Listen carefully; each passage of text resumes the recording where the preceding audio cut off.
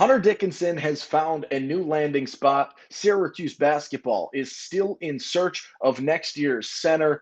Plus, we look to Twitter to ask a few more questions heading into the weekend on your Friday episode of Locked On Syracuse. We are covering a little bit of everything going into Saturday and Sunday, so let's waste no time. Let's get right after it. Are Locked On Syracuse, your daily podcast on the Syracuse Orange, part of the Locked On Podcast Network. Your team every day.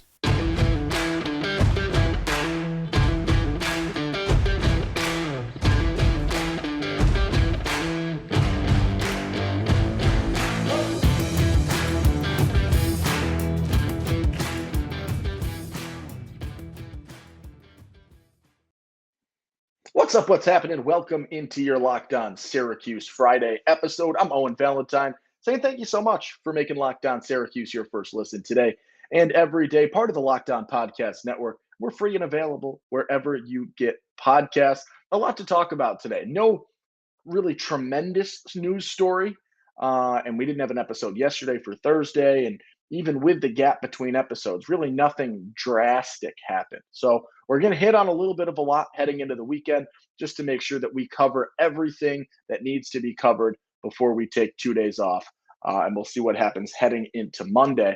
But the biggest story in the last 48 hours has been Hunter Dickinson finding a landing spot that is notably not in Syracuse. And I think a lot of people are well aware that wasn't necessarily a likely possibility. But there was a phone interview, Syracuse in talks with him. He's the number one transfer in the portal, right? Everyone's in talks with him. Everyone wants to. And not everyone necessarily got a phone interview or a phone conversation. So you can thank Brennan Strawn for that, the Team Takeover connection. Dickinson played for Team Takeover. Strawn, Syracuse's new assistant coach, coached for Team Takeover, got you in the door a little bit, opened up a conversation, didn't go your way. That is what it is, right? When you look at it, Hunter Dickinson is the only player in the portal that, per everyone's metrics, per everyone's rankings, Dickinson is the only center in the portal that is an upgrade from Jesse Edwards. And that is the reality that is starting to set in, is we are, barring a big jump from somebody, going to see a downgraded center next season. And that is the reality of Syracuse basketball right now, is that when you lose a guy like Jesse Edwards, who I'm not necessarily sure anybody, I know I personally didn't, had him as a top 5 transfer in the portal. That's not what I sort of saw him as. But when you think of it, you put it into perspective of, a veteran center, 4 years of experience, 2 years as a starter in the ACC, finding success. Centers are hard to come by, and good centers and solid centers and centers that can score are hard to come by. And so I do sort of understand why Jesse has boosted and is warranting such a high ranking and did warrant such a high ranking throughout his transfer process. But with Dickinson committed and he lands in Kansas, and I will tell you this, I personally, I think Kansas is outstanding. I was a big Christian Brown fan when he was playing with them and they won the Natty. I like this team right now, and it's a good fit for Dickinson. I would assume, right, when you look at a lot of these veteran guys looking for a new place to go, you consider some things like, can I win a championship in my final season? What kind of role am I going to play? And as mentioned by a number of outlets, right, Kansas has traditionally been one of those schools that utilizes a big man pretty effectively. And he's going to have a high role and an important role and be able to compete for a championship, and is very easily a Final Four contender now with Kansas, if not a Natty contender. And so it makes a lot of sense.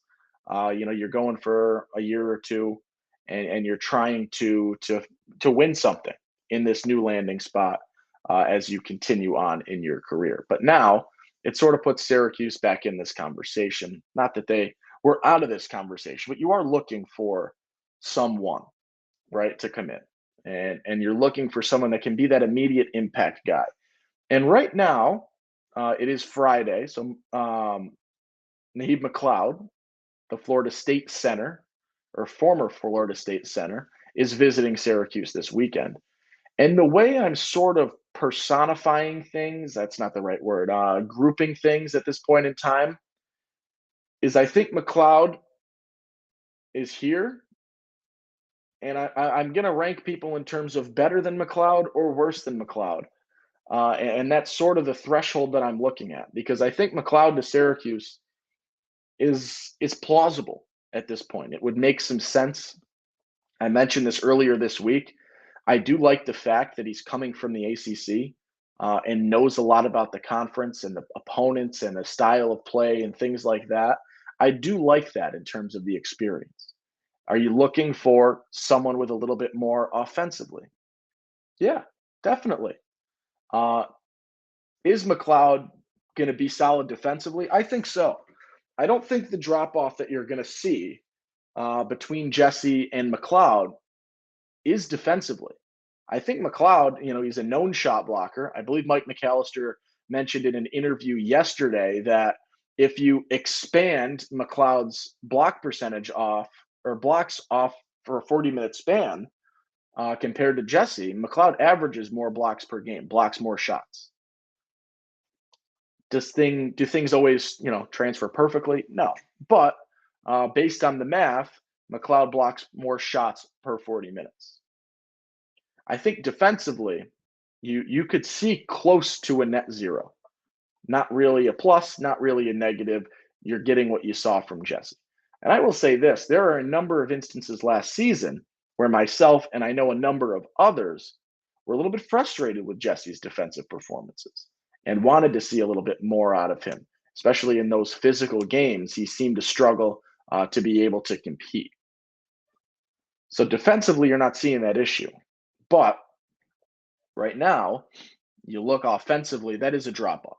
You're going from a guy that's averaging 10 to 15 a game to a guy that's averaging 3 or 4 in 11 minutes at Florida State. Now, you extrapolate and you do the same thing. Say Jesse plays 30 minutes a game and averages, 12 points.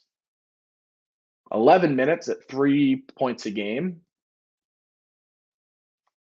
You bring that to 30, you're close to 9 or 10 points a game. So I don't know. He's definitely a drop-off in terms of offense, but I do think the defense can hold its own. And in terms of experience, there aren't really other ACC centers that are up on the table in terms of that conference experience and knowing that, which, you can say I'm overhyping that and saying it means more than it should, but I do think that is very, very valid in terms of a reason why you should like Naheem McLeod at this point in time. But on a visit now, some good thoughts with that, right? I mentioned it.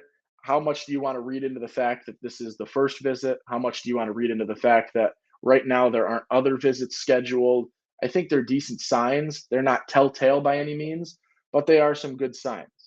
Let's take a quick break. On the other side, before we take some of your questions from Twitter, there is another former Syracuse basketball recruit that has recently hit the transfer portal. We'll talk briefly about him, and then we will take a look at some of these questions from Twitter. But before that, let's talk a little bit about Built Bar. If you're looking for a delicious snack but don't want all the sugar and calories, you need the best tasting protein bar ever. It's Built. You got to try this. If you're like me, I'm trying to make some healthier snack choices, but you don't want to compromise on taste. I've got just the thing for you. Built Bars and Built Puffs. They're amazing and they're healthy. Seriously, they're so good you won't think they're good for you. You got to try them. Why are they so good? They're covered in 100% real dark chocolate. That's right. It's real chocolate. They're not bamboozling you. They're giving you the real stuff.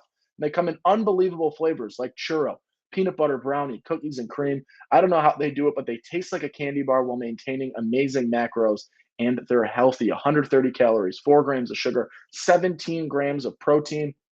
For a while, you had to wait around to get a box. Years and years.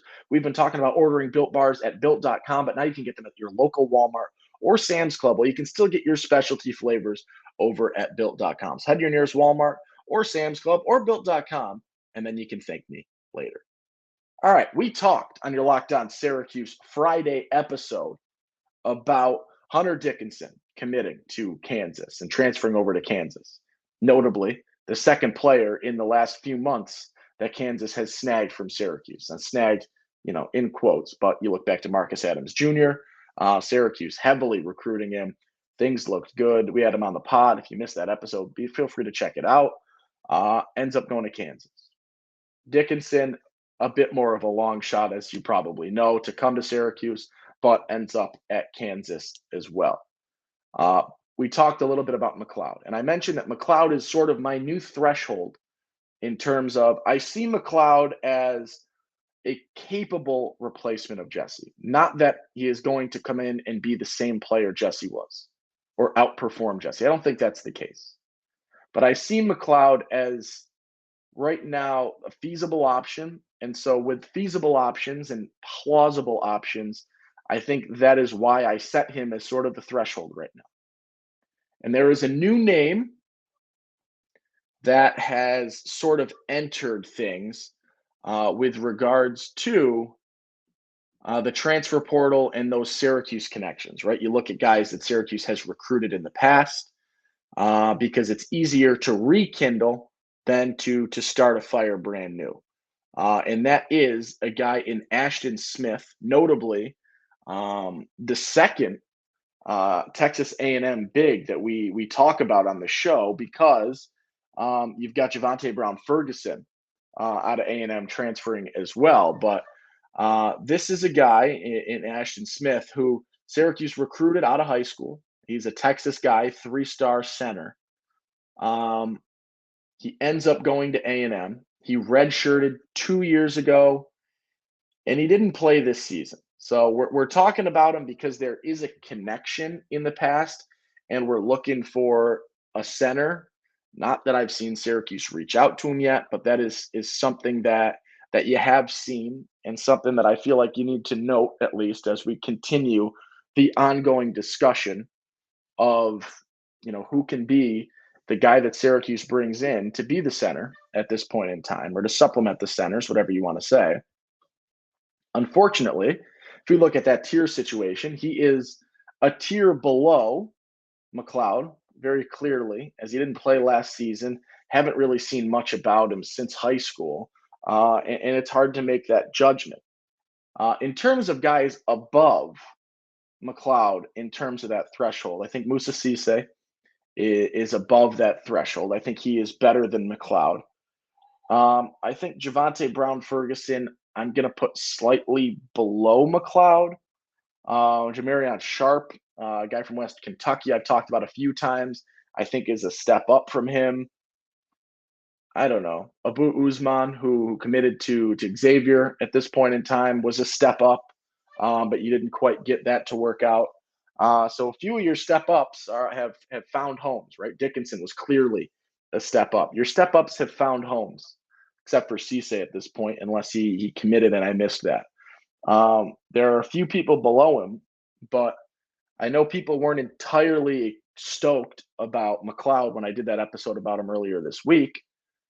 But right now, you got to look at, the writing on the wall here and seeing what exists and who is out there that Syracuse is in talks with and want to come to Syracuse. And I think a very big sign for me in terms of trying to find things that I like about players is McLeod seems excited about Syracuse. He said he likes the dome. He likes the atmosphere of it. He likes the fan base, the community, things like that. And genuinely liking Central New York or Syracuse. I don't know if he likes Central New York, but he seems interested in Syracuse. He seems like there's an excitement factor to Syracuse and the limited stuff that I've seen from him. Thankfully, seems like we might get a decent weekend weather-wise, so he doesn't have to deal with the miserableness that was the last week. But we'll see what happens. That's sort of McLeod is the likely guy at this point in time.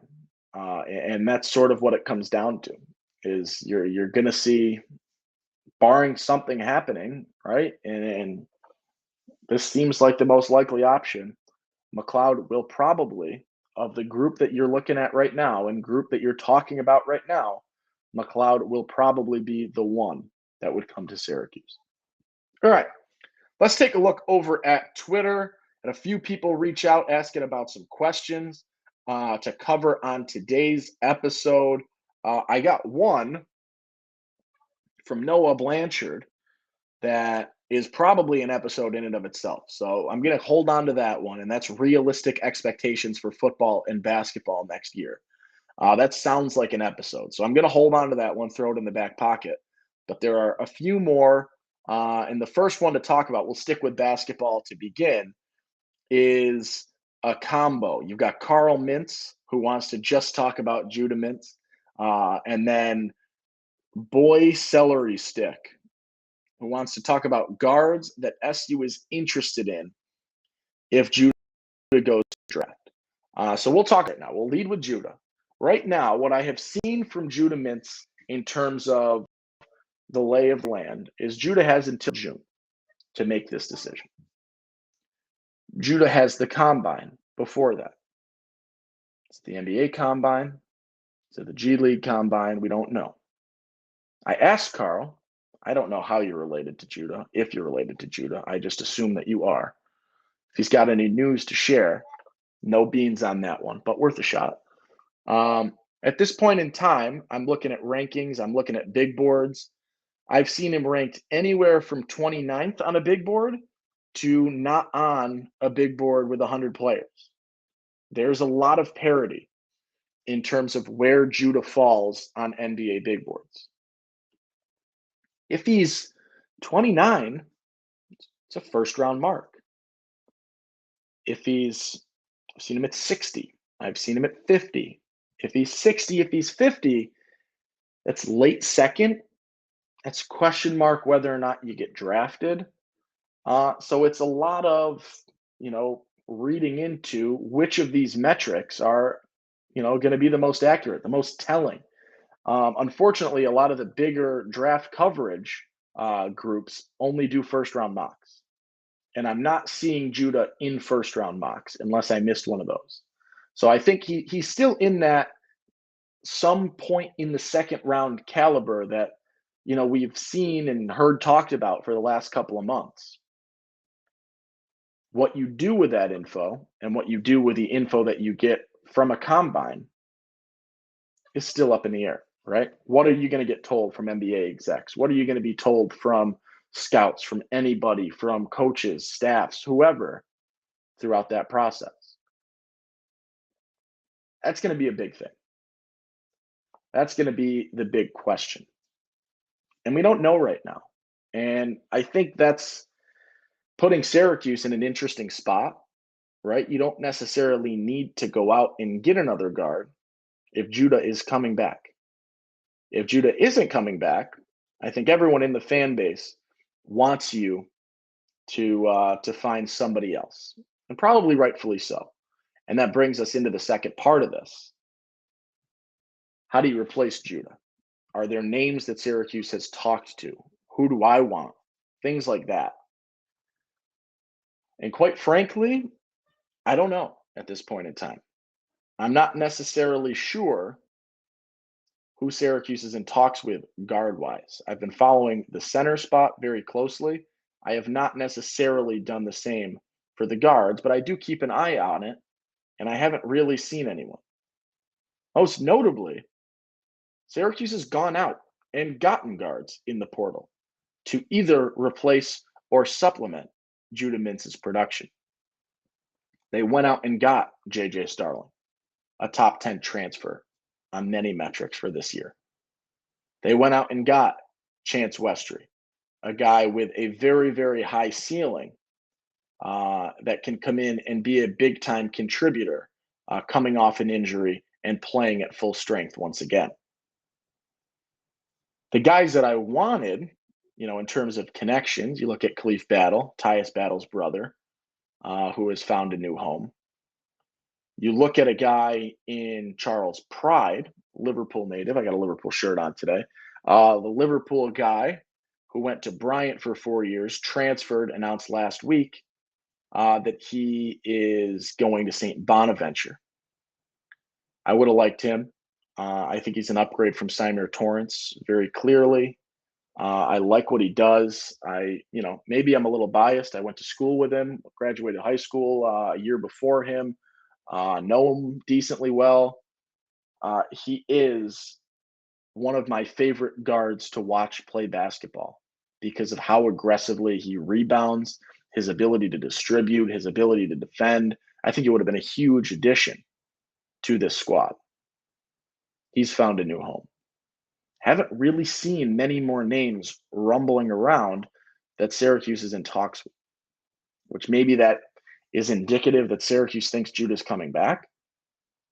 Or maybe that's, I believe Mike Waters over at Syracuse.com put out an article today talking about how maybe that's just them giving Judah the respect of, hey, do your thing, make your decision, and we'll figure out our part afterwards. We are reaching a point, though, right? It is May the 5th, Revenge of the 5th, if you're into those Star Wars May puns. What happens there, right? Where we've got 3-4 weeks left until June hits. That's decision time. We got a couple of weeks before the combine, which I think happens in the teens of May. All right, so it's getting to crunch time, and you're going to have a decision pretty soon. But the portal is not open forever. And so you're sort of taking a peek and wondering what's going on at this point in time. Very good questions we will continue to ponder. Carl, I will cover Judah as much as I can. I know you like that. So I'll take a look, see what I can find. I feel like you know more than me in this situation, but we'll see what happens with regards to Judah Mintz and one of the combines as we get closer and closer to that decision time to either declare and stay in the draft process or to return to Syracuse, where I'm sure there will be some very, very solid NIL opportunities for him and the potential to have one hell of a season in Orange before doing that thing a second time around next season. I'm also going to throw this out there because I know I didn't necessarily answer the targets question in the portal. I don't think Syracuse is dead if they don't get another guard and Judah leaves. Between JJ, Chance Westry, I like Quadir Copeland a lot. I think he's got a huge jump or the potential for a huge jump in him. There's the possibility, right, of Justin Taylor making that shift. I think if Judah leaves, Justin Taylor will make that shift a lot more solidified. If Judah stays, Justin will probably stay at the 3. Makes a lot of sense. One more question to wrap things up today is going to be from Dominic Valeriati, talking about the offensive lineman from Kentucky that SU offered, and also talking about the quarterback from Charlotte that Syracuse has offered as well. So we'll talk with the Kentucky transfer. That's David Wallabo. He is a junior, notably, because dad played at Syracuse in the early 90s and then made his way to the NFL, played in a Super Bowl with the Patriots. And I think it was Mike McAllister's article mentioned, I'm not great with my NFL history from before I was born, signed what was at the time the biggest contract or the richest contract in NFL history for a center. So he's got the family thing. Dad saw success at Syracuse. And this is a guy that, was talked highly of heading into last season at Kentucky, was in a fight for a starting role, ended up not gaining that starting role, played 8 games last year, started one of them. But, you got to do some replacing. You got to replace a guy in Matthew Bergeron. You got to replace, and you always want O-line depth, as we have learned in the ACC.